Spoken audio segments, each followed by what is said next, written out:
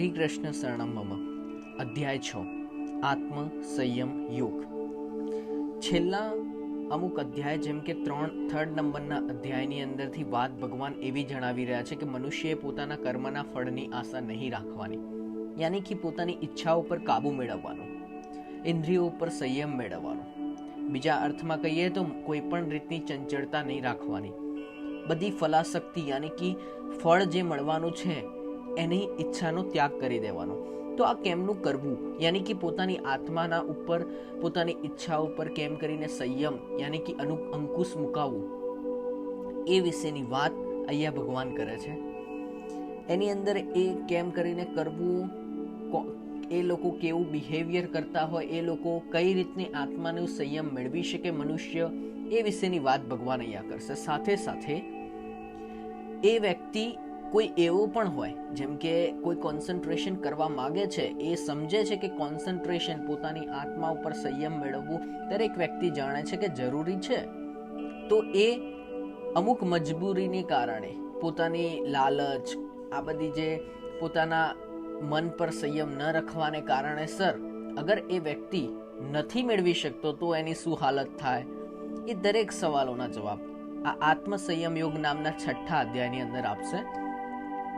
તો સૌથી પહેલા આવે છે શ્રી ભગવાન બોલ્યા, જે મનુષ્ય કર્મ ફળની ઈચ્છા ન કરી કરવા યોગ્ય કર્મ કરે છે તે સંન્યાસી છે, યોગી છે. પણ અગ્નિ રહિત અને કર્તવ્ય કર્મનો ત્યાગ કરી નિષ્ક્રિય થઈને બેસી રહે છે તે સંન્યાસી કે યોગી કહેવાતો નથી. મતલબ ભગવાન કહે છે જે વ્યક્તિ કર્મફળની ઈચ્છા નથી રાખતો ને કામ કરે છે એને સંન્યાસી યોગી કહેવાય. મતલબ કામ કરતો હોય પણ ઈચ્છા ન રાખતો હોય. અને જે બીજો એવો હોય કે કોઈ પ્રકારનું કામ કરતો નથી, એ એવું વિચારે છે કામ કરીશ તો હું બંધનમાં પડીશ, એટલે કોઈ પ્રકારનું કામ કરતો નથી ને નવરો બેસી રહે છે, તો એને સંન્યાસી કે યોગી કહેવાતો નથી. ભગવાન કહે છે, હે પાંડવ, જેને સંન્યાસ કહે છે તેને તું યોગ જાણ, કેમ કે જેણે સંકલ્પો છોડ્યા ન હોય એવો કોઈ મનુષ્ય યોગી થઈ શકતો નથી. મતલબ કોઈ પણ એવો વ્યક્તિ યોગી યાની કે સંન્યાસી ન બની શકે કે જે વ્યક્તિ પોતાની ઈચ્છાઓ ના ત્યજી હોય. એટલે ઈચ્છાઓ ત્યજી દેવી જ જોઈએ, જે રીતના આગલા અધ્યાયોમાં વાત જણાઈ છે એમ જ. સમતા યોગમાં પ્રવેશ કરવા ઈચ્છતા મુનિ માટે અનાસક્ત પૂર્વક કર્મ કરવા એ સાધનરૂપ કહેવાય છે, અને યોગમાં પ્રવેશ કરી લીધા પછી તેને માટે સમ અર્થાત બધા સંકલ્પોનો અભાવ જ સાધન છે. મતલબ પોતાની અનાસક્તિ પૂર્વક કર્મ યાની કે કોઈ પ્રકારની ઈચ્છા રાખ્યા વગર જે કામ કરતો હોય એ જ મુનિ બની શકે, એ જ સાચા અર્થે સાચો વ્યક્તિ કહેવાય. જ્યારે સાધક ઇન્દ્રિયોના વિષયોમાં અને કર્મોમાં આસક્ત બનતો નથી તથા સર્વ સંકલ્પોનો ત્યાગ કરે છે, મતલબ કોઈ પ્રકારની ઈચ્છા નથી રાખતો, દરેક ઈચ્છાઓનો ત્યાગ કરી દે, ત્યારે તે યોગારૂઢ કહેવાય છે. મનુષ્ય આત્મા વડે અર્થાત શરીર, મન, ઇન્દ્રિયોના સંયમ દ્વારા આત્માનો ઉદ્ધાર કરવો, પણ તેને અધોગતિ તરફ ન લઈ જવો.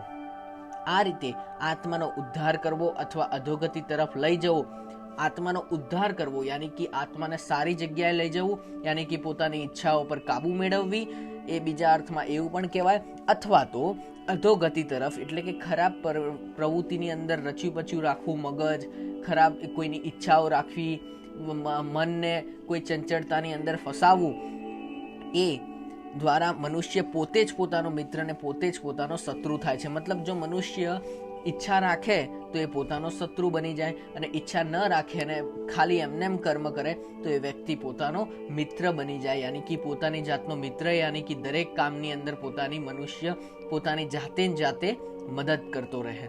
જે આત્માના વિવેકથી મનને જીત્યું છે તે જ પોતાનો મિત્ર છે. જેણે આત્માના વિવેકથી મનને જીત્યું નથી તે પોતે જ પોતાનો શત્રુ થઈને વર્તે છે. ઠંડી, ગરમી, સુખ, દુઃખ તથા માન અપમાનમાં જે મન તથા ઇન્દ્રિયોને જીતીને અત્યંત શાંત તથા સમ રહે છે, મતલબ જે પણ પરિસ્થિતિ આવે એમાં શાંત અને તટસ્થ થઈને રહે છે, તેને પરમાત્માનો સાક્ષાત્કાર થાય છે. જે જ્ઞાન અને વિજ્ઞાન વડે તૃપ્ત આત્માવાળો છે જે વિકાર રહિત અને જીતેન્દ્રિય છે તથા માટી પથ્થર તથા સોનાને સમાન ગણે છે તે યોગી યોગ સિદ્ધ કહેવાય છે. મતલબ કોઈ પણ પરિસ્થિતિ હોય, જેમ સુખ દુઃખ આગળ બતાવે એવી જ રીતના દરેક પદાર્થ હોય જેમાં જે દ્રવ્ય યાની કે જે પદાર્થ દ્વારા આપણને આર્થિક યાની કે કોઈ પૈસા ટકે લાભ થતો હોય, જેમ કે માટી પથ્થર કે સોનું, એમાંથી સોનું મળે તો પણ એ વ્યક્તિ હર્ષ ન થતો, એને કઈ ફરક ના પડતો હોય, એને યોગ સિદ્ધ કહેવાય છે. સુહદ મિત્ર શત્રુ ઉદાસીન મધ્યસ્થ દેશપાત્ર બંધુ સ્વજનો અને પાપીઓમાં પણ સમબુદ્ધિ વાળો રાખવા વાળો મનુષ્ય શ્રેષ્ઠ છે. મતલબ કોઈ પણ વ્યક્તિ એવો હોય જેને એના જોડે છલ કર્યું હોય, જેનો દુશ્મન હોય કે જે એનો મિત્ર હોય, બધાની તરફ એનો પ્રેમ એક સમાન જ હોય, તો એને એ શ્રેષ્ઠ મનુષ્ય કહેવાય. યોગીએ એકાંતવાસમાં એકલા રહી ચિત્તને તથા દેહને વશ કરી આશા રહિત અને પરિગ્રહ રહિત થઈને અંતઃકરણને સદા યોગાભ્યાસમાં રત રાખવું. અતિ ઊંચું નહીં ને અતિ નીચું નહીં એવું દર્ભ મૃગચર્મ તથા વ્યાધાંબર વાળું પોતાનું સ્થિર આસન પવિત્ર સ્થાનમાં સ્થાપી તે આસન પર બેસી મનને એકાગ્ર કરી ચિત્ત અને ઇન્દ્રિયોની ક્રિયાઓને રોકી અંતઃકરણની શુદ્ધિ માટે યોગાભ્યાસ કરવો. દેહ મસ્તક અને ડોકને સમાન. હવે કેવી પ્રવૃત્તિની કેવી પરિસ્થિતિની અંદર મનુષ્ય બેસવું જોઈએ અને ધ્યાન ધરવું જોઈએ, તો જેમ જણાવ્યું એમ કે બહુ ઊંચું સ્થાન નહીં કે બહુ નીચું સ્થાન નહીં, અને જે રીતનું સ્થાન જણાવ્યું એ સ્થાનનું સ્થાપના કરીને બેસવું. બીજું, એ વ્યક્તિએ એવું તો કેવી રીતની પરિસ્થિતિમાં બેસવું, તો લખેલું છે કે દેહ મસ્તક અને ડોકને સમાન તથા અચળ રાખી સ્થિર થઈ કોઈ પણ દિશાઓમાં ન જોતા નાસિકાના યાની કે નાકના અગ્રભાગ તરફ દ્રષ્ટિ સ્થિર કરી યાની કે આંખ રાખીને અતિ શાંત મન ચિત્તવાળા યોગીએ નિર્ભય થઈ બ્રહ્મચર્ય વ્રતમાં રહી મનને વશ કરી મારામાં ચિત્ત પરોવી સમાધિમાં બેસવું. એમ પોતાના અંતઃકરણને નિત્ય યોગમાં જોડતો અને મનને વશ કરનારો યોગી મારામાં રહેલી મોક્ષરૂપ પરમ નિષ્ઠાવાળી શાંતિ પ્રાપ્ત છે. હે અર્જુન, વધુ ખાનારને કે તદ્દન નહીં ખાનારને, બહુ ઊંઘવાવાળા સ્વભાવવાળાને તેમજ અતિ જાગનારને યોગ સિદ્ધ થતો નથી, પણ નિયમથી આહાર વિહાર વાળાને, કર્મોમાં યોગ્ય પ્રવૃત્તિઓ વાળાને તથા યોગ્ય ઊંઘનાર જાગનારને યોગ સાધ્ય બની દુઃખકારક થાય છે. જ્યારે વશ થયેલું ચિત્ત આત્મામાં સ્થિર થાય છે, યાની કે વશ થયેલું જે મન છે ચિત્ત આત્મામાં સ્થિત થાય છે અને સર્વ કામનાઓથી મુક્ત થઈ જાય, મતલબ દરેક પ્રકારની ઈચ્છાઓની નાશ થઈ જાય, ત્યારે મનુષ્ય યોગારૂઢ કહેવાય છે. જેમ વાયુ રહિત સ્થાનમાં રહેલો દીવો હાલતો નથી, મતલબ જો અગર હવા ન હોય તો દીવો જે હોય એ હોલવાઈ જાય, એવી જ રીતે તે ઉપમા આત્મનિષ્ઠ યોગીના વશ થયેલા ચિત્તની કહેવામાં આવેલી છે. મતલબ આત્મનિષ્ઠ થયેલો યોગી હોય ને, એ જેને પોતાની ઈચ્છાઓ પર કાબુ મેળવી લીધી છે, એ વ્યક્તિની એવી જ પરિસ્થિતિ હોય કે એને બધું એ જ્યારે મન ઉપર સંયમ મેળવી લે ત્યારે એની ઈચ્છાઓ નાશ પામી જાય છે.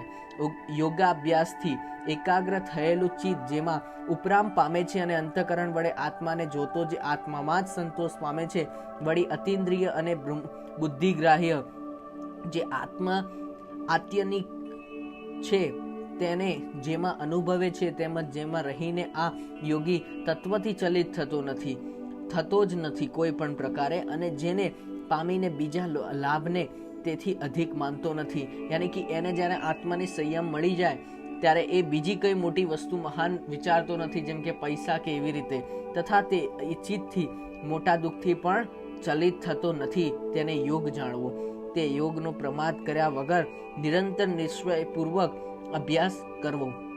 સંકલ્પોથી ઉત્પન્ન થયેલી સર્વ કામનાઓને પૂરેપૂરી ત્યજી મન વડે જ ઇન્દ્રિયોના સમુદાયને સર્વ તરફથી ધૈર્યપૂર્વક વશ કરેલી બુદ્ધિથી ધીમે ધીમે વિષયોનો નિગ્રહ કરવો, એનું ધ્યાન ધરવું અને ચિત્તને આત્મામાં સારી રીતે સ્થિર કરી કંઈ પણ ચિંતન કરવું નહીં. ચંચળ તથા અસ્થિર મન જે નિમિત્તથી, મતલબ જે આપણું મગજ છે એ જે કારણોથી બહાર ભટકે છે તે નિમિત્તથી તેને રોકી આત્મામાં જ સ્થિર કરવું. અતિ શાંત મનવાળા રજોગુણથી, યાની કે જે રજોગુણ, તમોગુણ અને સત્વગુણ, એટલે રજોગુણ અને તમોગુણ એ ખરાબ હોય, એમાં રજોગુણ એ પરિસ્થિતિને અનુકૂળ થઈને વર્તતા હોય, જેનું ઉલ્લેખન આગળના અધ્યાયોમાં આવશે. તો રજોગુણ એ સારો ગુણ ન કહેવાય. તો રજોગુણથી નિવૃત્ત પાપ રહિત અને બ્રહ્મરૂપ થયેલા યોગીને જે શ્રેષ્ઠ બ્રહ્મસુખ પ્રાપ્ત થાય છે, આ રીતે ચિત્તને સદા સમાધિમાં જોડતો યોગી પાપ રહિત થઈ સરળતાથી પરબ્રહ્મના સ્પર્શરૂપ અનંત સુખનો અનુભવ કરે છે. મતલબ જે સમાધિમાં જોડાય એ વ્યક્તિને સુખ મળે જ છે.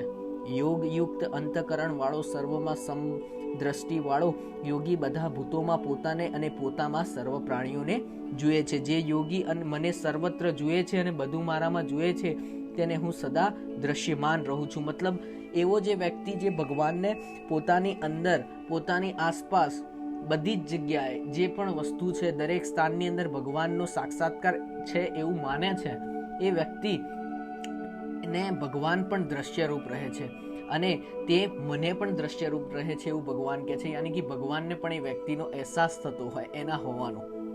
એકત્વપણાનો આશ્રય કરી જે યોગી સર્વભૂતોમાં રહેલા મને ભજે છે તે સર્વ પ્રકારે વર્તે તો પણ મારામાં જ રહે છે. હે અર્જુન, જે સર્વત્ર પોતાની પેઠે સુખ અથવા દુઃખને સમાન અનુભવે છે તે યોગીને મેં શ્રેષ્ઠ ગણ્યો છે. પછી જે દુનિયાનો સૌથી મોટો સવાલ છે, અત્યારે તમે આ સાંભળી રહ્યા છો, તમારું મગજ થોડું ઘણું કોઈક બીજા કામની અંદર રચી પચ્યું રહેતું હશે, જેમ કે હવે મારે આ પતી જાય તો હું આ કરીશ, આ થોડું કામ બાકી રહી ગયું છે, એકદમ તમને કંઈક યાદ આવે, ગઈકાલનો કોઈ પણ ઇન્સિડન્ટ યાદ આવી જાય, અથવા તો કાલે કરવાનું કામ. યાની કે આ જે છે, આ જે ઘટના તમને યાદ આવી રહી છે, અથવા તો તમે અનુભવ રહી રહ્યા છો, અથવા તો જૂના જમાના, મતલબ તમારા પહેલાના સમયની નાનપણની કોઈ વાત યાદ આવી જાય, અથવા તો તમે કોઈ વ્યક્તિ વિશે વિચારો, પૈસા વિશે વિચારો, તો આ જે ઘટના ઘટી રહી છે એ આપણી એ પરિસ્થિતિ જણાવે છે કે આપણને ઇન્દ્રિયો ઉપર સંયમ ઓછા પાય છે, ઓછો છે ઇન્દ્રિયો પર સંયમ. યાની કે આપણું મન ચંચળ છે, જે અહીંયા જણાવ્યું છે કે ન હોવું જોઈએ. તો એમાં કઈ રીતનું કરવાનું, સમાધિમાં જોડાવું ને એ બધી વસ્તુ. અમુક જણા પ્રયત્ન કરતા હોય ઇન્દ્રિયો પર કાબુ મેળવવાનો, પણ નથી કરી શકતા, તો એમની શું પરિસ્થિતિ થાય, કઈ રીતનું હોય. તો અહીંયા એક ચંચળ દિમાગથી અર્જુન સવાલ પૂછે છે, જે હે મધુસૂદન, સમદ્રષ્ટિ રાખવા રૂપ જે યોગ આપે મને કહ્યો છે એની સ્થિતિ પામવા મનની ચંચળતાને લીધે હું સરળ માનતો નથી. કેમ કે હે શ્રી કૃષ્ણ, મન ચંચળ, શોભ કરનાર, બળવાન અને દ્રઢ છે. તેનો નિરોધ કરવો એ વાયુની જેમ હું અતિ કઠિન માનું છું. મતલબ અર્જુન કહે છે કે જે તમે આ વાત કરી મધુસૂદન, એ વાત સાચી છે, પરંતુ મનની એટલી બધી ચંચળતા છે. તમે જસ્ટ ક્લોઝ યોર આઈઝ, આંખ બંધ કરો ને તમારી ફેવરેટ વસ્તુને તમારી સામે વિચારો, આંખ બંધ કરીને. તમને એવું જ લાગશે કે એ વસ્તુ તમારી સામે છે. યાની કે વાત એ છે કે દુનિયાની સૌથી ફાસ્ટેસ્ટ વસ્તુ કોઈ ડેવલપ નહીં થાય આટલી જલ્દી. મન, આંખ બંધ કરો, સ્ટેચ્યુ ઓફ લિબર્ટી વિચારો, તો સ્ટેચ્યુ ઓફ લિબર્ટી એ તમે છો એવો આભાસ થઈ જશે. આને ઇમેજિનેશન પાવર કહેવાય. આ પાવર બહુ જીવનની અંદર મહત્વનો હોય છે, જેનું ઉલ્લેખન એક ઇંગ્લિશ બુકની અંદર કરવામાં આવેલું છે, જેનું નામ છે સિક્રેટ બુક. આ સિક્રેટ બુકના દ્વારા આપણે એવું બતાવેલું છે કે જે વસ્તુ, જે વ્યક્તિ જે વસ્તુ વિચારે અને એ વસ્તુ મળે. અને એનું ઉલ્લેખન ગીતાજીના અધ્યાયમાં પણ કરવામાં આવેલું છે વર્ષો પહેલા. અને એ દુનિયાની સૌથી વધારે વેચાયેલી માની એક બુક છે. તો અહીંયા અર્જુન કહે છે કે હે મધુસૂદન, આ વસ્તુ જે મન ઉપર સંયમ મેળવવો, એ આપણી ઇન્દ્રિયોની જે ચંચળતા છે, આટલું ફાસ્ટ મન છે, જે એના લીધે બળવાન, જે આપણા હદમાં ન રહેવા વાળું હોય એવું છે, એના લીધે મને એવું લાગે છે કે આ પોસિબલ નથી, બહુ અઘરું છે એમ. ત્યારે શ્રી ભગવાન બોલ્યા, હે મહાબાહો, ખરેખર મન ચંચળ અને વશ કરવું અતિ કઠિન છે. મતલબ ભગવાન પણ એ વાત માને છે કે બહુ અઘરું છે. તો પણ હે કૌંતી, અભ્યાસ અને વૈરાગ્ય વડે તે વશ કરી શકાય. મતલબ ભગવાને એનું એક સોલ્યુશન આપ્યું કે અભ્યાસ કરીએ, યાની કે લગાતાર પ્રેક્ટિસ કરીએ તો આપણને એ વશ કરવાનું આવડી જાય. જેને મન વશ કર્યું નથી તેના માટે યોગ કઠિન છે, પણ મનને વશ કરનારનો અને તે માટે યત્ન કરતો મનુષ્ય તે યોગ પ્રાપ્ત કરી શકે છે એવું મારું માનવું છે. મતલબ જે વ્યક્તિ કરી ચૂક્યો છે યોગ પ્રાપ્તિ, અથવા તો મનની ઉપર કાબુ, અથવા તો જે પ્રયત્ન કરે છે, બંનેને મળી શકે છે.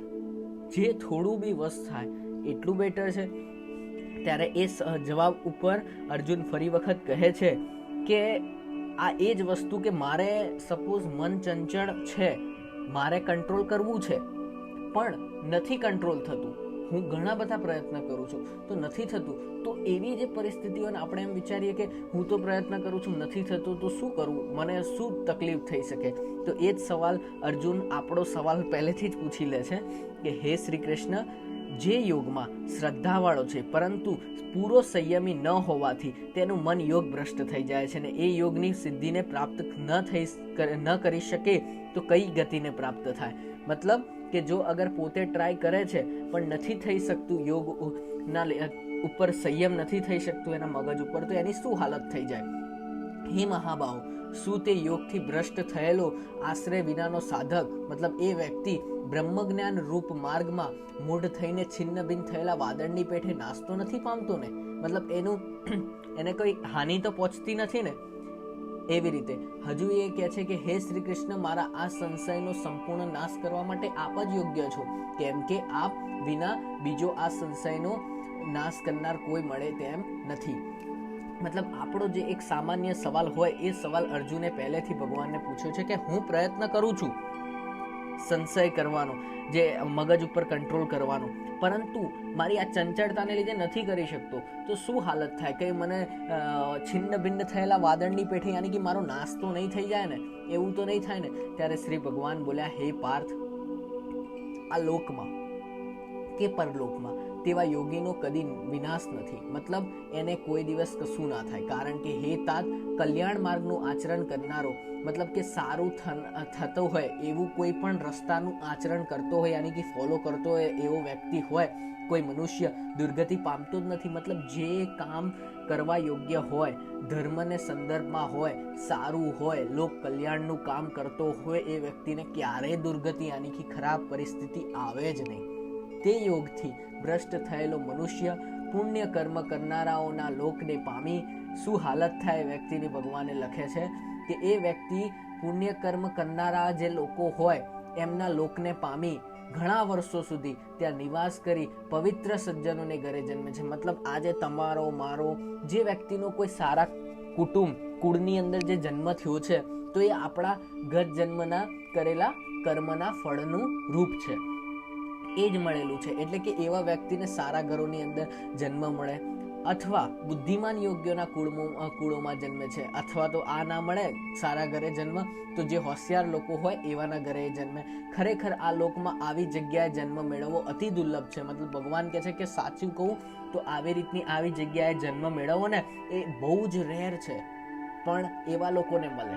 હે કુરુનંદન, આ જન્મમાં તેને પૂર્વ જન્મની યોગ સાધના વાળી બુદ્ધિનો સંયોગ થાય જ છે. મતલબ એને ગયા જન્મનું બધું યાદ આવે જ છે અને ફરીથી યોગ સિદ્ધિને પ્રાપ્ત કરવા માટે તે પ્રયત્ન કરે. મતલબ બીજા વર્ષ જે નવો જન્મ આવ્યો છે એમાં ફરી વખત અભ્યાસ, યોગને આ બધાને ધ્યાન ધરવાનું કામ કરે અને એને યોગ્ય સિદ્ધિ યાની કે એને સદગતિ મળે. પૂર્વના યોગના અભ્યાસને લીધે તે અવશ્ય યોગ સિદ્ધ મેળવવા વિવશ બનશે, યાની કે ઈચ્છાવાળો બનશે. આ જિજ્ઞાસુ શબ્દ બ્રહ્મને ઓળંગી આગળ નીકળી જાય છે.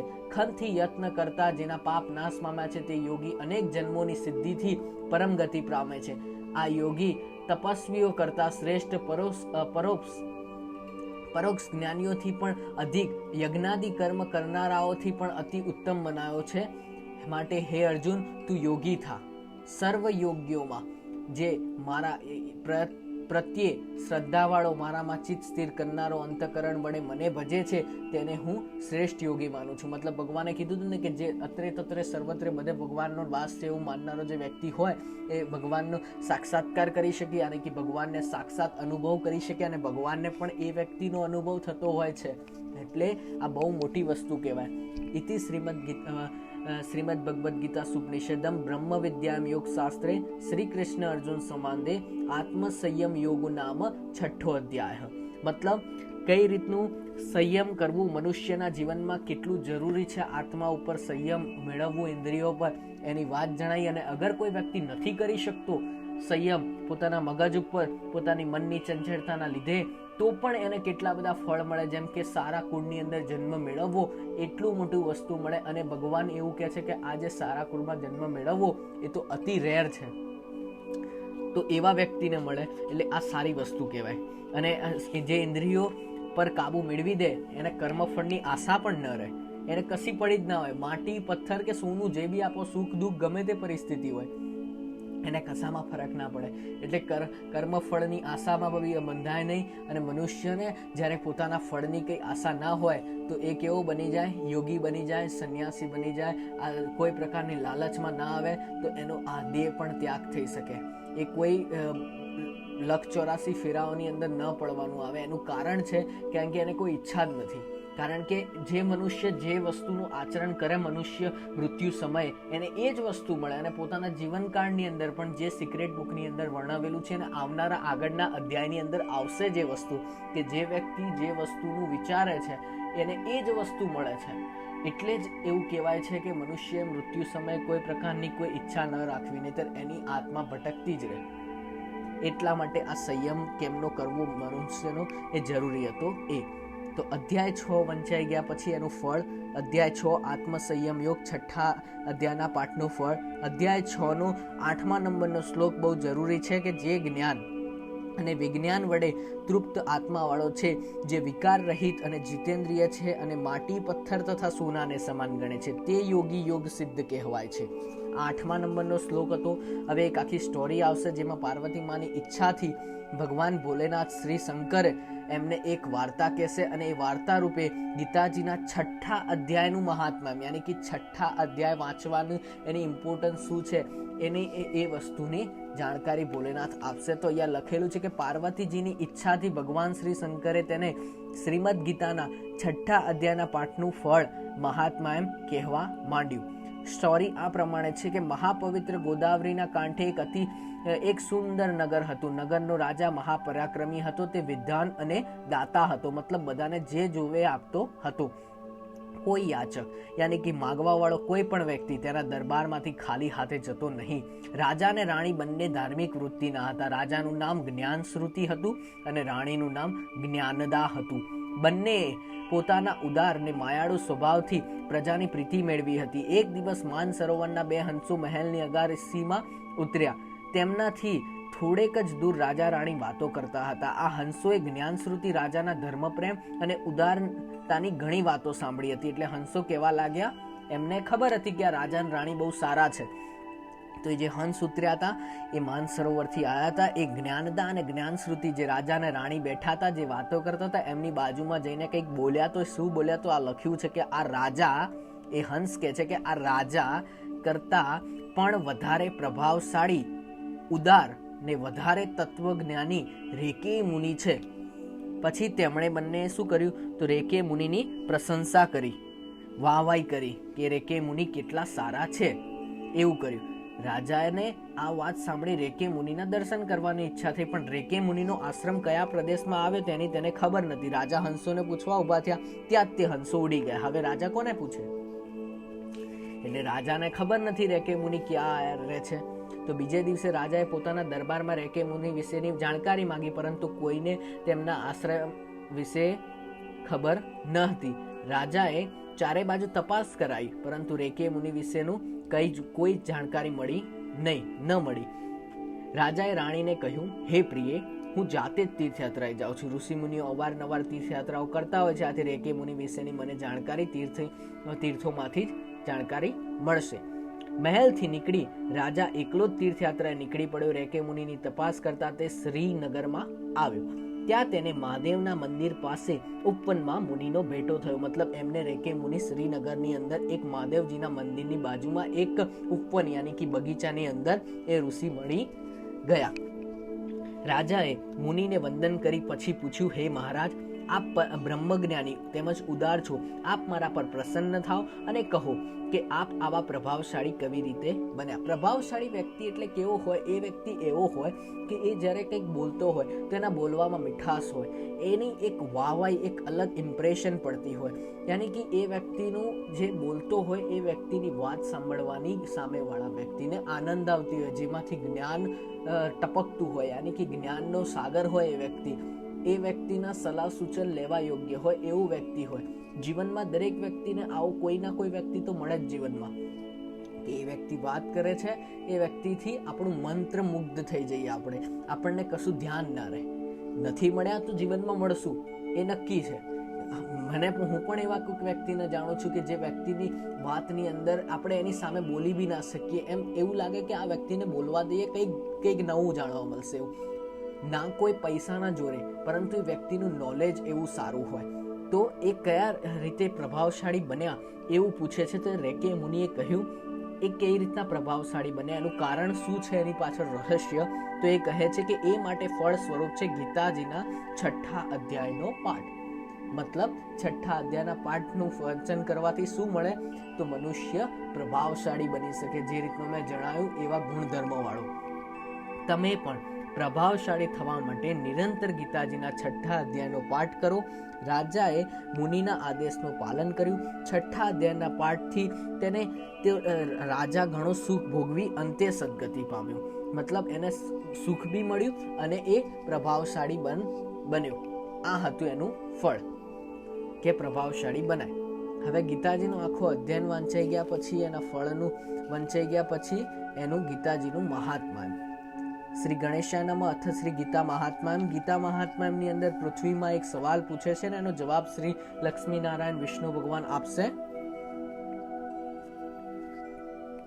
પૃથ્વી કહે છે કે હે ભગવાન, હે પરમેશ્વર, પારબદ્ધ કર્મને ભોગવતા મનુષ્યને એકનિષ્ઠ ભક્તિ કેવી રીતે પ્રાપ્ત થાય? મતલબ મનુષ્યને લગાતાર ભક્તિની પ્રાપ્તિ મેળવવી હોય તો કઈ રીતની મળે? તો શ્રી લક્ષ્મીનારાયણ બોલે છે કે પારબદ્ધને ભોગવતો જે મનુષ્ય સદા ગીતાના અભ્યાસમાં લીન રહેતો હોય, મતલબ જે હંમેશા ગીતાજીનું પુસ્તકનું વાંચન રટન કરતો હોય, તે જ કર્મથી લેપાતો નથી, યાની કે એને જ કર્મ ના આડી આવે, તે જ આ લોકમાં મુક્ત અને સુખી થાય છે. મતલબ એને જવાબ આપી દીધો છે પૃથ્વીમાં ને પહેલા જ વખતમાં. હવે ગીતાજીના પુસ્તકની ઇમ્પોર્ટન્સ યાની કે ગીતાજીના પુસ્તકનું મહાત્મ્ય બાકીના શ્લોકની અંદર ભગવાન જણાવશે. ભગવાન કહે છે કે મતલબ એની શું એટલી બધી ખાસિયત છે એ વસ્તુ અહીંયા જણાવશે કે જેમ કમળના પાંદડાને જળ સ્પર્શી શકતો નથી, તેમજ જે ગીતાનું ધ્યાન કરે છે તેને મહાપાપાદી પાપો કદી સ્પર્શી શકતા નથી.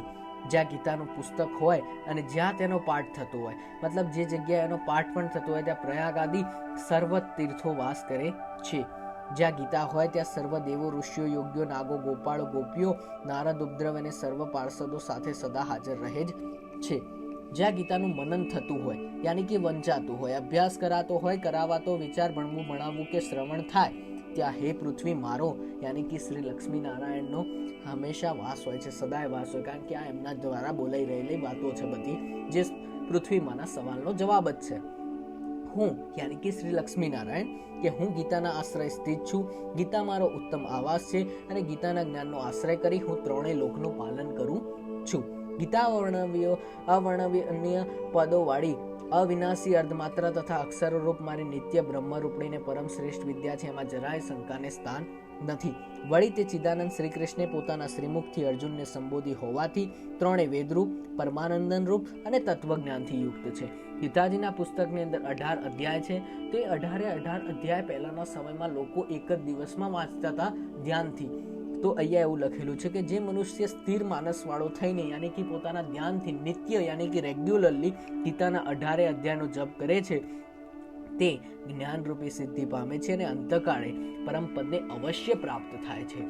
અગર કોઈ વ્યક્તિ એટલો સમય નથી અને એ 9 અધ્યાય યાની કે અડધી પુસ્તકનું વાંચન કરતો હોય, અડધા પાઠનું, તો શું થાય? તો અહીંયા લખેલું છે જો કોઈ સંપૂર્ણ પાઠ કરવા માટે અસમર્થ હોય યાની કે સક્ષમ ન હોય અને તે અડધો પાઠ કરે તો પણ તે ભાવિક ગાયના દાન જેટલા પુણ્યને પામે, એમાં સંશય નથી. મતલબ ભાવિક ગાયના દાન જેટલા યાની કે ગાયને દાન નથી આપવાનું, ગાયને જ દાનમાં આપી દેવાની છે. ગાયનું દાન આપવું એ બહુ મહાન દાનોમાંનું એક દાન છે. એટલું બધું પુણ્ય મળી જાય. જે કોઈ ગીતાના 3જા ભાગનો પાઠ કરે તો ગંગા સ્નાનનું ફળ પ્રાપ્ત કરે. મતલબ 3જા ભાગનો યાની કે જે 18 અધ્યાય છે એમાંથી 3 ભાગના અધ્યાય કહીએ તો 6 અધ્યાય જે રેગ્યુલર કરતો હોય એને ગંગા સ્નાનની ફળ પ્રાપ્ત કરે. મતલબ ગંગા નદીમાં નાયા બરાબરનું એને ફળ મળી જાય. અને 6થા ભાગનો પાઠ કરે તો એને શું મળે? તો સોમયાગનું ફળ પ્રાપ્ત કરે, જે મહાન યજ્ઞમાંનું એક યજ્ઞ છે. યાની કે એના માટે 3 અધ્યાય રેગ્યુલર વાંચવા પડે ધ્યાનથી. જે મનુષ્ય શ્રદ્ધા ભક્તિથી દરરોજ 1 અધ્યાયનો પણ પાઠ કરે, યાની કે જે તમે કર્યો એ 1 અધ્યાયનો પાઠ કર્યો, તો એને શું મળે? તો તે રુદ્રલોકને પ્રાપ્ત કરીને શિવજીનો ગણ થઈને દીર્ઘકાળ વાસ કરે છે. હે પૃથ્વી દેવી, જે મનુષ્ય સદાકાળ એક અધ્યાય, એક શ્લોક અથવા શ્લોકના એક ચરણનું યાની કે શ્લોકનું એક વાક્ય હોય ને એ વાક્યનું જ વાંચન કરતો હોય પણ ભક્તિપૂર્વક, તે મન્યવંતર સુધી યાની કે પોતાનું મન થાય ત્યાં સુધી એને મનુષ્ય અવતાર મળે છે. મતલબ એવું જરૂરી નથી કે આખો અધ્યાય વાંચવો જ જરૂરી છે. કોઈક એક વાક્ય બી વાંચી શકે, કોઈ એક શબ્દ બી વાંચી શકે છે, એવું પણ હોય. જે મનુષ્ય ગીતાના 10, 7, 5, 4, 3, 2, 1 કે અડધા શ્લોકનો પાઠ કરે તે અવશ્ય 10,000 વર્ષ સુધી ચંદ્રલોકમાં વાસ કરે છે. અને ગીતાનું પાઠનું પઠન કરતા કરતા મરણ પામેલો મનુષ્ય પાપી હોય યાની કે ખરાબ વૃત્તિવાળો એ વ્યક્તિ હોય આખી જિંદગી, પણ મરણકાળે જો ગીતાજીના પુસ્તકનું વાંચન કરતો હોય અથવા તો સાંભળતો હોય એવું હોય તો પણ તે મનુષ્યપણું પામે, મતલબ એને બીજા જન્મની અંદર મનુષ્ય અવતાર મળી જાય એ વ્યક્તિને. અને તે જન્મમાં યાની કે જે નવો અવતાર મળ્યો તે જન્મમાં ગીતાનો ફરી અભ્યાસ કરી યાની કે એવાનું વાંચી આશ્રય લઈને ઉત્તમ ગતિ પ્રાપ્ત કરે છે. યાની કે એને સદગતિ બીજા અવતારની અંદર થઈ જાય છે. ગીતા એવા ઉચ્ચાર સહિત, મતલબ ગીતાજીના શબ્દ જે છે એ ગીતા એવું બોલતાની સાથે મૃત્યુ પામનાર મનુષ્ય સદગતિ પામે છે. ગીતાનો અર્થ સાંભળવા તૈયાર થયેલો માણસ મહાપાપી હોય યાની કે બહુ ખરાબ હોય, પણ ખાલી સાંભળવા તૈયાર થયો હોય તો પણ તે વૈકુંઠ લોકને પ્રાપ્ત કરીને વિષ્ણુને સાથે આનંદ કરે છે. જે અનેક કર્મો કરવા છતાં નિષ્કામ રહીને ગીતાનો વિચાર કરે છે યાની કે ફક્ત એના વિશે વિચારતો હોય તેને જીવન મુક્ત જાણવો અને મરણ પછી તે અવશ્ય મોક્ષ પામે છે. ભગવાને આ રીતના ઘણા બધા અલગ અલગ શ્લોકોની અંદર ગીતાજીના પુસ્તકના એક શબ્દથી લઈને યા તો વાંચવા સાંભળવાથી લઈને અને ખાલી એને સાંભળવા અને વિચારવા સુધીની અને અડધા અધ્યાયના રિલેવન્ટમાં અલગ અલગ ફળ જણાવી દીધા કે આટલું મળે આટલું મળે. તો ભગવાન એ બી જણાવે છે કે ગીતાનો આશ્રય કરી યાની કે એ જ્ઞાનના આશ્રય યાની કે એના ઉપર એના અનુસંધાનમાં રહીને જનક આદિ યાની કે જનક જેવા ઘણા બધા રાજાઓ પાપ રહિત થઈને આ લોકમાં યશ પામ્યા છે અને મૃત્યુ પછી મોક્ષ પામ્યા છે. મતલબ આ એક એમનું ઘણા બધા લોકો બી થઈ ગયેલા છે. એમ આજે અત્યારે વંચાઈ રહ્યું છે ગીતાજીનું મહાત્મા એ કેમ વાંચવું જરૂરી છે પૃથ્વીમાં અને શ્રી લક્ષ્મી નારાયણનો સવાલ. તો ભગવાન કહે છે જે ગીતાનો પાઠ કરે પરંતુ તેના મહાત્મા એમનો એટલે કે આ જે વાંચી રહ્યા છે એનો પાઠ કરતો નથી, તેનો પાઠ નિષ્ફળ જાય ને એવા પાઠને વાંચવાના શ્રમરૂપ જ કહ્યું છે. આ મહાત્મા એમ સહિત ગીતાનો જે શ્રદ્ધા ભક્તિપૂર્વક અભ્યાસ કરે છે તે ઉત્તમ ફળ પામે છે અને દેવોને દુર્લભ ગતિ પ્રાપ્ત કરે છે. સુજી કહે ગીતાનું આ સનાતન મહાત્મા મેં આપને સમજાવ્યું, તેનો ગીતાના પાઠને અંતે જે મહાત્મા એમનો પાઠ કરે તે ઉપર કહ્યું છે તે ફળ ઉત્તમ ફળ પામે છે, મતલબ એ બધું ઉપરનું મળે. ઇતિ શ્રી વારાણ પૂર્ણમ શ્રી ગીતા મહાત્મા સંપૂર્ણ. હવે એવું ને એવું એક ગીતાજીનું અનુસંધાન પણ છે એ બી વાંચવું જરૂરી છે, જેમાં સૌનક ને સુજી વચ્ચેનો સંવાદ છે. એમાં સૌનક સિમિલરલી પૃથ્વીમાંના જેવો જ એક સવાલ પૂછે છે કે ગીતાજીના પુસ્તકનું ઇમ્પોર્ટન્સ પૂછે છે ને એ વસ્તુનો સુજી જવાબ આપશે ને આખું એ ગીતાજીનું અનુસંધાન પતી જશે. તો એમાં શું સવાલ પૂછે છે સૌનક? તો વારાણ પૂર્ણમ ગીતા મહાત્મા સદાનમ. સૌનક કહે છે હે સુજી, અતિ પૂર્વકાંડના મુનિશ્રી વ્યાસજીએ કહેલું તથા શ્રુતિઓમાં વર્ણવેલું, મતલબ જે ઓલરેડી ડિસ્ક્રાઇબ્ડ થઈ ચૂકેલું છે, વર્ણન થઈ ચૂકેલું છે એવું શ્રી ગીતાજીનું મહાત્મા યાની કે ઇમ્પોર્ટન્સ મને વિસ્તારપૂર્વક કહો યાની કે ડિટેલમાં ફરી વખત કહો એમ. સુજી કહે આપે જે પુરાતન અને ઉત્તમ ગીતા મહાત્મા પૂછ્યું છે તે અતિશય ગોપનીય છે, મતલબ એ બહુ સિક્રેટ છે એવું સુજીનું માનવું છે. તેથી તે કહેવા કોઈ સમર્થ નથી, મતલબ એને કોઈ કહી શકે એમ નથી. ગીતા મહાત્મા એમને સંપૂર્ણપણે તો શ્રી કૃષ્ણ જ જાણે છે, કંઈક અંશે અર્જુન જાણે તથા વ્યાસ, સુખદેવ, યાજ્ઞવલ્ક્ય અને જનક યાની કે આ જે અલગ અલગ લોકો જણાયા એ બધા જે જનક આદિ જે લખ્યું હતું ને એની અંદર જે આગળ હમણાં આવ્યા હતા બધા રાજાઓની વાત, તો એ અહીંયા નામ આપેલા છે વગેરે, તેને થોડું ઘણું જાણે છે. સુજી કોના દ્વારા જાણે છે એની અહીંયા ઇન્ફોર્મેશન આવશે કે બીજા મહાપુરુષોએ કર્ણોપકર્ણ સાંભળીને લોકમાં વર્ણ્યું છે તે રીતે શ્રી વ્યાસજીના મુખેથી મેં યાની કે આ વાક્ય જે બોલાઈ રહ્યું છે સુજી દ્વારા બોલાય છે, યાની કે ભગવાન આ જે સુજી છે એમણે કોના દ્વારા સાંભળ્યું છે તો શ્રી વ્યાસજીના મુખેથી સાંભળ્યું છે, તે મેં હું આજે આપને કહું છું. હવે બધી જ વાત સુજી દ્વારા છે કે જે આપોઆપ મતલબ શ્રી ગીતાજીના પુસ્તકનું ઉદ્ભવ સ્થાન ક્યાંથી થયેલું છે, ક્યાંથી પ્રગટ થયેલી છે એની ઇન્ફોર્મેશન અહીંયા આપેલી છે કે જે આપોઆપ શ્રી વિષ્ણુ ભગવાનના શ્રીમુખ કમળમાંથી પ્રગટ થયેલી છે એ શ્રી ગીતાજીને સારી રીતે ગાવા અને મનન કરવા યોગ્ય છે. મતલબ ગીતાજીના પુસ્તકનું સારી રીતે ડિસ્ક્રિપ્શન આપવા માટે શ્રી લક્ષ્મીનારાયણ પોતે જ સક્ષમ છે, કારણ કે એમના મુખમાંથી જે પ્રગટ થયેલી છે એટલે એ જ સર્વશ્રેષ્ઠ રીતે એને ગાઈ શકે એમ છે. માટે બીજા શાસ્ત્રના સંગ્રહનો શું અર્થ? બીજા શાસ્ત્રના સંગ્રહનો શું અર્થ? ગીતા ધર્મમય કેમ બીજા શાસ્ત્રોના સંગ્રહનો અર્થ નથી અને કેમ ગીતા સર્વશ્રેષ્ઠ છે, તો એનું અહીંયા ડિસ્ક્રિપ્શન આપેલું છે કે ગીતા ધર્મમય, સર્વજ્ઞાનની પ્રકાશક અને તથા સર્વશાસ્ત્રમય છે, માટે ગીતા સર્વશ્રેષ્ઠ છે. એમને નથી કીધું. જે મનુષ્ય આ ઘોર સંસાર સાગર તરી જવા ઈચ્છે છે તે ગીતારૂપી નાવ પર ચડીને સુખપૂર્વક પાર પહોંચી શકે છે. જે પુરુષ આ પવિત્ર ગીતા શાસ્ત્રનો સાવધાન થઈને ધ્યાનપૂર્વક અભ્યાસ કરે, ધ્યાનથી જે કરતો હોય તે ભય, શોક આદિથી રહિત થઈને, મતલબ એ બધા ના એને આવે, ભય, શોક એવું કશું એને અડી ના આવે, એવું વિષ્ણુપદને શ્રી વિષ્ણુપદ પામે છે. ગીતાનું જ્ઞાન જેણે સદાય અભ્યાસપૂર્વક સાંભળ્યું નથી, મતલબ એને એનું નોલેજ નથી, છતાં જે મોક્ષ ઈચ્છે, મતલબ તેમ છતાં એને મોક્ષની પ્રાપ્તિ કરવી હોય એવો જે મૂળ આત્મા યાની કે એ વ્યક્તિ છે, જે અજ્ઞાની વ્યક્તિ, તે બાળકની જેમ હાસ્યપાત્ર થાય, મતલબ એનું કશું જ ના થાય.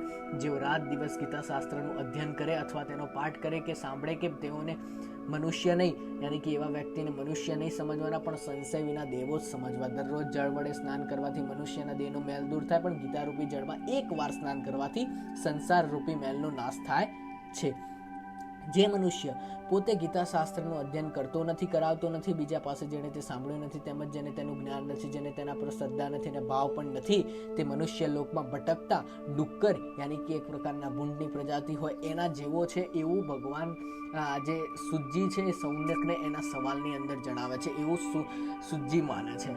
જે ગીતાને જાણતો નથી તેનાથી નીચ બીજો કોઈ મનુષ્ય આ જગમાં નથી. જે ગીતા વાંચે છે, મતલબ ગીતાજીનું પુસ્તકનું વાંચન કરતો હોય પણ ગીતાના અર્થનું મનન કરતો નથી, મતલબ એને શું વાતો જણાઈ છે એ વસ્તુનું અન્ડરસ્ટેન્ડિંગ યાની કે સમજતો ના હોય, એની ઇમ્પોર્ટન્સ ના આપતો હોય, તે કે તેનું આચરણ કરતો નથી, એ બાહ્ય જ્ઞાનના દેખાડાથી, મતલબ એ જે ખાલી શો ઓફ કરી રહ્યો છે, તેના આચાર, વ્રત, તપ અને અસને ધિક્કાર છે. એનાથી અધમ બીજો કોઈ મનુષ્ય નથી, મતલબ એનાથી ખરાબ કોઈ બીજો વ્યક્તિ જ ના કહેવાય.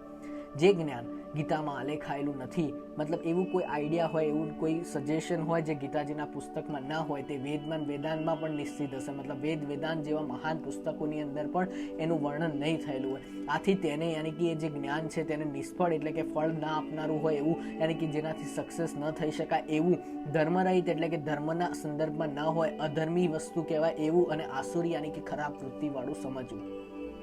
જે મનુષ્ય રાત દિવસ સુતા જાગતા, બોલતા ચાલતા અને ઉભા રહેતા ગીતાનું ધ્યાનપૂર્વક સતત અધ્યયન, શ્રવણ અને મનન કરે છે, તે શાશ્વત મોક્ષનો અધિકારી બને છે. યોગ્યના સ્થાનમાં, સિદ્ધ પીઠોમાં, શ્રેષ્ઠ પુરુષો આગળ, સંતોની સભામાં, વિષ્ણુ ભક્તો આગળ ગીતાનો પાઠ કરનાર મનુષ્ય અવશ્ય મોક્ષ પામે છે. યજ્ઞ સ્થળે ને બધી જગ્યાએ જે શ્રદ્ધાથી ગીતાનો પાઠ અથવા શ્રવણ દરરોજ કરતો હોય, મતલબ રેગ્યુલરલી સાંભળતો હોય અથવા તો વાંચતો હોય, તેને દક્ષિણા સહિત અશ્વમેઘાદી યજ્ઞોનું ફળ મળે. અશ્વમેઘાદી યજ્ઞો એ બહુ મહાન યજ્ઞમાંનું એક યજ્ઞ છે, જેનું ફળ મળે, અને સાથે સાથે દક્ષિણા યાની કે ઉપરથી જે આપણે એક્સ્ટ્રા આપીએ એને જે દક્ષિણા ખુશ થઈને આપવામાં આવે એ પણ મળે. જે ભક્તિભાવથી એકાગ્રચિત્તે ગીતાનું ધ્યાનપૂર્વક અધ્યયન કરે છે, તેણે સર્વ વેદો, શાસ્ત્રોને, પુરાણોનો અભ્યાસ કરી લીધો એમ માનવું, મતલબ એટલું બધું એ વ્યક્તિ જોડે નોલેજ હોય એવું સમજવું. એટલા માટે તો એ વ્યક્તિ એક પ્રકારનો જે પ્રભાવશાળી વ્યક્તિ બને, કારણ કે વેદો, શાસ્ત્રો અને પુરાણોનો અભ્યાસ કરી લીધો એ વ્યક્તિ કેવો હોય, જે સજેશન આપી શકે, કોઈ પણ સાચી વાત જણાવી શકે. આ બધી વાત એટલે જણાવી છે તો 6થા અધ્યાયના આજના ફળની અંદર એ જ જણાવ્યું હતું ને. એટલા માટે જે મનુષ્ય પોતે ગીતાનો અર્થ સાંભળે, યાની કે સાંભળતો હોય, આચરે યાની કે ફોલો કરે અને પરોપકાર માટે સંભળાવે, મતલબ બીજાના પર કલ્યાણ માટે જે કહીને સંભળાવતો હોય, તે બધા જ લોકોને ફળ મળે. કયું? તો તે નિશંક પરમ પદ પામે. બરાબર. જે ઘરમાં યાની કે સાંભળનારને પણ એ ફળ મળી જાય છે. જે ઘરમાં શ્રી ગીતાજીનું પૂજન થાય, યાની કે જે જગ્યાએ વાંચન થતું હોય, ત્યાં દૈહિક, દૈવિક અને અતિભૌતિક ત્રણેય જાતની પીડા તથા વ્યાધિઓનો ભય કદી થતો નથી. વળી તેને યાની કે એ જ વ્યક્તિને જેના ઘરે જે વાંચન થતું હોય, તે વ્યક્તિને તેને કોઈના સાપ કે પાપ લાગતા નથી, એની કોઈને હાય ના લાગે, એને તેની કદી દુર્ગતિ થતી નથી અને કોઈને પડતી આવે નહીં. તેણે શરીરના 6 શત્રુઓ અર્થાત કામ, ક્રોધ, લોભ, મોહ, મદ અને મત્સર કદી દુઃખ આપતા નથી. જ્યાં નિરંતર ગીતાનો આનંદ પ્રવર્તી રહ્યો છે, ત્યાં શ્રી ભગવાન પરમેશ્વરમાં અવ્યભિચારની ભક્તિ પાંગરે છે. સ્નાન કરી હોય કે ન કરી હોય, પવિત્ર હોય કે અપવિત્ર હોય, તો પણ જે પરમાત્મા વિભૂતિનું અને વિશ્વરૂપનું નિત્ય સ્મરણ કરે છે, તે સર્વદા પાવન જ છે. સર્વત્ર ભોજન કરનાર અને સર્વ પ્રકારનું દાન લેનાર જો મનુષ્ય નિત્ય ગીતા પાઠ કરતો હોય, તો તેના પાપથી કદી લેપાતો નથી. જેનું ચિત્ત સદા ગીતામાં જ લીન હોય, મતલબ જે વ્યક્તિ એવો છે જે ગીતાજીના પુસ્તકની અંદર રચ્યું પચ્યું રહે, તે પુરુષ સંપૂર્ણ અગ્નિહોત્રી, સદા જપ કરનારો, ક્રિયાવાન તથા પંડિત સમાન છે. વળી તેવો મનુષ્ય યાની કે જેનું ધ્યાન હંમેશા ગીતાજીના પુસ્તકમાં રહેતું હોય, તે મનુષ્ય કેવો હોય તો દર્શન કરવા યોગ્ય, યાની કે એના આશીર્વાદ લઈ શકાય, સંપત્તિવાન યાની કે પૈસાવાળો, યોગી, જ્ઞાની, યાજ્ઞિક તથા સર્વ વેદોનો માર્ગદર્શક, યાની કે કોઈ પણ પરિસ્થિતિની અંદર એનાથી સજેશન લઈને સક્સેસફુલી સક્સેસ થવાય એવો રાહ લઈ શકીએ એવો વ્યક્તિ કહેવાય, એવો સમજવો. જ્યાં ગીતાના પુસ્તકનો નિત્યપાઠ થતો હોય ત્યાં પૃથ્વી પરના પ્રયાગ આદિ યાની કે મોટા મોટા પ્રયાગ જેવા સર્વ પવિત્ર તીર્થો નિવાસ કરે છે. જે ઘરમાં ગીતાપાઠ થતો હોય યાની કે જે તે ઘરમાં અને દેવરૂપી નગરમાં યાની કે એ વ્યક્તિના શરીરમાં સર્વ દેવો, ઋષિઓ, યોગ્યો અને સર્પો સદા વાસ કરે, મતલબ એ બધું દેવો, ઋષિઓ, યોગ્યો અને સર્પો એ વ્યક્તિના શરીરમાં અને એ જગ્યાએ જે જગ્યાએ વંચાય છે તે ઘરમાં ત્યાં હાજરા હજુર હોય. એમ ગીતાજીના પુસ્તકની અંદર ટોટલ 18 અધ્યાય છે. એવી રીતે ગીતાજીના પુસ્તકના 18 નામ છે કે ગીતા, ગંગા, ગાયત્રી, સીતા, સત્યા, સરસ્વતી, બ્રહ્મ વિદ્યા, બ્રહ્મવલ્લી, ત્રિસંધ્યા, મુક્ત કેહિની, અર્ધમાત્રા, ચિદાનંદા, ભવંદી, ભયનાશિની, વેદત્રય, પરા, અનંતા અને તત્વાર્થ જ્ઞાન મંજરી. એમ ગીતાના 18 નામોનો સ્થિર મનથી જે મનુષ્ય નિત્ય શ્રદ્ધાપૂર્વક જપ કરે છે તે જલ્દી જ્ઞાન સિદ્ધિ પામીને છેવટે પરમ પદ પ્રાપ્ત કરે છે. મતલબ આ 18 નામ બોલતો હોય ને એ વ્યક્તિને પણ ઘણું મોટું ફળ મળે. શું ફળ મળે તો જલ્દી જ્ઞાન સિદ્ધિ પામે, યાની કે એને નોલેજનો ભંડારો વધી જાય અને છેવટે પરમ પદ પણ મળી જાય.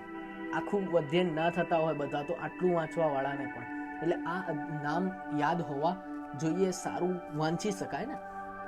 મનુષ્ય જે કર્મ કરે છે તે સર્વમાં ગીતાપાઠ ચાલુ રાખો, આથી તે કર્મ નિર્દોષ રીતે સમાપ્ત થાય ને તેનું પૂર્ણ ફળ પામે છે, મતલબ એનું સક્સેસફુલી રિઝલ્ટ આવે. જે મનુષ્ય શ્રાદ્ધમાં પિતૃઓને ઉદ્દેશીને ગીતાનો પાઠ કરે તેના પિતૃઓ અતિ સંતુષ્ટ થાય અને નરકમાં હોય તો તેઓ સદગતિને પ્રાપ્ત કરે. ગીતા પાઠથી પ્રસન્ન થયેલા તથા શ્રાદ્ધથી તૃપ્ત થયેલા તે પિતૃઓ પુત્રને આશીર્વાદ આપતા પિતૃલોકમાં જાય છે. જે માણસ શ્રદ્ધાથી ગીતા લખી ગળામાં યાની કે પોતાની બોલીની અંદર ગીતાજીના પુસ્તકના બોલ વચનો રાખતો હોય એવો વ્યક્તિ, યાની કે સારી વાતો કરતો હોય, હાથમાં યાની કે સારા કર્મો કરતો હોય, ગીતાજીના પુસ્તકમાં વર્ણન કરેલા હોય એવા, તે મસ્તક પર યાની કે પોતાના મગજની અંદર કોઈનું ખરાબ ન વિચારતો હોય અને સારું વિચારો લાવતો હોય, તેને ધારણ કરે છે, તેના સર્વ વિઘ્નો, દારૂણ ઉપદ્રવ તરત જ નાશ પામે છે. ભરતખંડમાં કુલ ટોટલ 4 વર્ણો છે. તો ભરતખંડમાં 4 વર્ણોમાંથી કોઈ પણ વર્ણમાં મનુષ્ય દેહ પામીને યાની કે મળીને જેને મનુષ્ય અવતાર મળ્યો છે અને જે મનુષ્ય અમૃત સ્વરૂપ, એટલે કે આ જે અમૃત સ્વરૂપ એટલે કે અમૃતના જેવું જે ગીતાને સાંભળે કે ભણે નહીં, તે હાથમાં આવેલું અમૃત તજીને દુઃખરૂપી ઝેર જ પામે છે એમ માનવું.